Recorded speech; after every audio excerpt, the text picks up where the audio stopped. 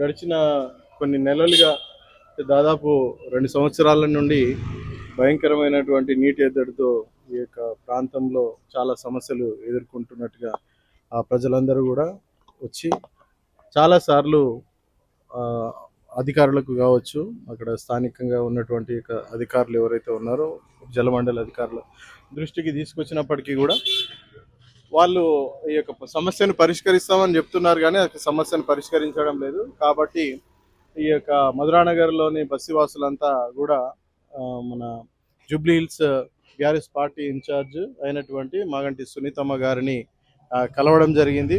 వారిని కలిసి ఈ యొక్క మహిళలందరూ కూడా వారి గోడు వారితో చెప్పుకోవడం జరిగింది. దానికి స్పందించినటువంటి మాగంటి సునీతమ్మ గారు తక్షణమే స్పందించి ఆ యొక్క సమస్యను నేరుగా తెలుసుకోవడానికి ఇక మధురానగర్ అయితే చాలా రోజుల నుంచి ఈ యొక్క సమస్య, నీటి ఎద్దడి సమస్య ఎదుర్కొంటుండగా బస్సి వాసులు, ప్రాముఖ్యంగా మహిళలు పెద్ద ఎత్తున మాగంటి సునీతమ్మ గారిని కలవడం జరిగింది. ఊరబండ డివిజన్లో ఉన్నటువంటి అనేక సమస్యల్లో భాగంగా ఈరోజు మాగంటి సునీత గోపీనాథ్ గారు మధురానగర్ విచ్చేయడం జరిగింది. మధురానగర్లో ఉన్నటువంటి సమస్యలు వారి యొక్క దృష్టికి ఈ యొక్క బస్సి వాసులు తీసుకెళ్లడం జరిగింది. ప్రాముఖ్యంగా ఈ యొక్క సమయంలో గత కొన్ని నెలలుగా నీటి ఎద్దడి చాలా భయంకరంగా ఉంది. ఈ ప్రాంతంలో ఒక 10-15 నిమిషాలు నీటి సరఫరా ఇచ్చి బంద్ చేయడం జరుగుతూ ఉంది. దానికి ఈ యొక్క బస్సివాసులు చాలా తీవ్రంగా ఇబ్బందులు ఎదుర్కొంటున్నారు. పలుమార్లు జలమండలి అధికారులకు చెప్పినా కూడా వాళ్ళు ప్రాబ్లం సాల్వ్ చేస్తామని అంటున్నారు, కానీ ప్రస్తుతం అయితే చాలా నెలలుగా ఆ యొక్క ప్రాబ్లం అట్లాగే ఉంది. కాబట్టి వాటర్ సప్లైది మేడం దృష్టికి తీసుకెళ్ళడం జరిగింది. BRS party incharge Jubilee Hills Maganti Sunithamma గారు డోర్ టు డోర్ ఈరోజు విజిట్ చేయడం జరిగింది.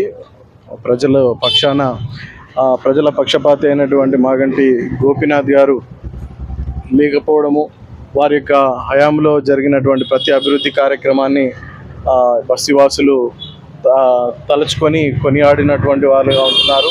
వారు లేనటువంటి లోటు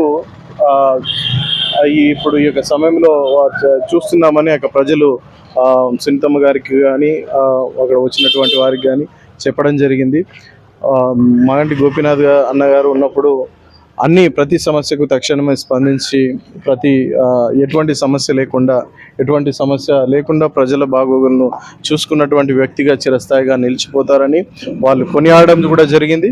అయితే ప్రాముఖ్యంగా ఉన్నటువంటి నీటి సమస్యను వారి దృష్టికి తీసుకెళ్ళినప్పుడు వారు జలమండలి అధికారులతో కూడా మాట్లాడారు. వారు తక్షణమే దాన్ని స్పందించి ఆ యొక్క ప్రాబ్లంని కూడా సాల్వ్ చేయకపోతే ఇది ఒక ఉద్యమం లాగా దీన్ని యొక్క ధర్నా రూపము దాల్చక ముందే జలమండలి ఆఫీసు దిగ్బంధనం చేయకముందే దయచేసి ఈ యొక్క పరిస్థితిని త్వరితగతిన పరిష్కరించాల్సిందిగా బస్సి వాసుల తరపున కూడా మేము మీ యొక్క మీడియా ముఖంగా అధికారులకు విన్నవిస్తూ ఉన్నాము. వారితో కూడా మాట్లాడడం జరిగింది మేడం గారు. అయితే వారు కూడా తక్షణమే స్పందించి ఆ యొక్క ఇష్యూని సాల్వ్ చేస్తామని మాట ఇచ్చినారు.